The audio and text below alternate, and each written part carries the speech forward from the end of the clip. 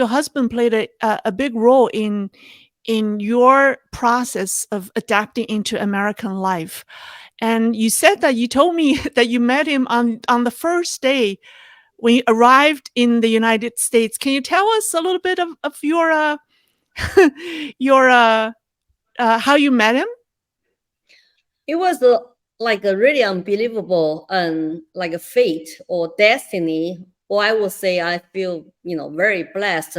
So I flew about 24 hours total, arrived in Austin, Texas. My sponsor, American professor in UT Austin, picked me up at the airport, and he said, let's go to meet your future dean of a graduate school in social work. And I said, well, I'm so tired, and I was airsick, I look very pale. And, but he said, no, they're all waiting. So I knock on the door, which is next door neighbor to my professor.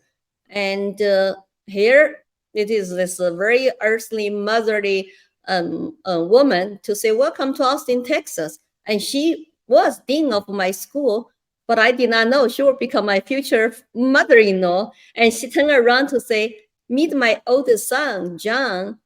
And so I met him before I even went to my sponsor's house. Oh, I remember John was very tall because I'm 5'1", he's almost 6'1", and he got really, really dark blue eyes. And I just came over from like 1.4 billion Chinese, right? At that time, 1.2 billion. And I always tell people, he looks so alien-like to me, but I was the alien in the country. And of course, I say hi. I couldn't speak English well. I was very shy because I couldn't speak very well. And so I just remember everybody was super nice to me. And he invited me to go tour campus and drive me to campus.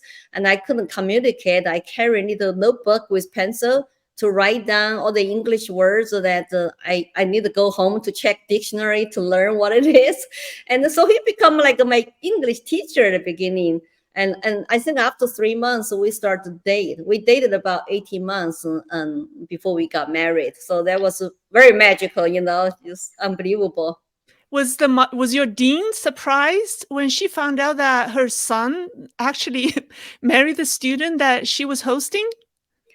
It's kind of interesting. My mother-in-law actually saw my picture from my sponsor to say, can you help the student to come to this country? She really did not like to live in China. She was kind of, depressed and can you help her? But her English is not good.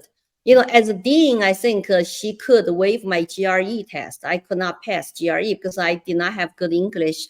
And so I guess I consider myself to be very lucky. So she waived my GRE and I got into the graduate school. I even did not know what the social work is about. I just wanted to, escape China and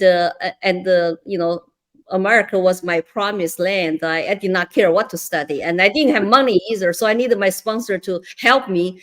And so it's unbelievable. When she saw my picture, she said, my son might like her. And then she told her son to say, we got this Chinese student come over.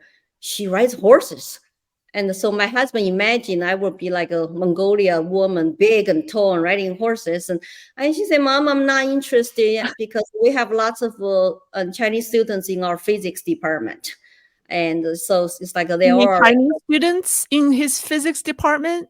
Yeah, in Texas, A&M was like 2 hours away. And, lots of students, Chinese students come here. They all study math, science, and physics. Yeah, physics, because, and it's science.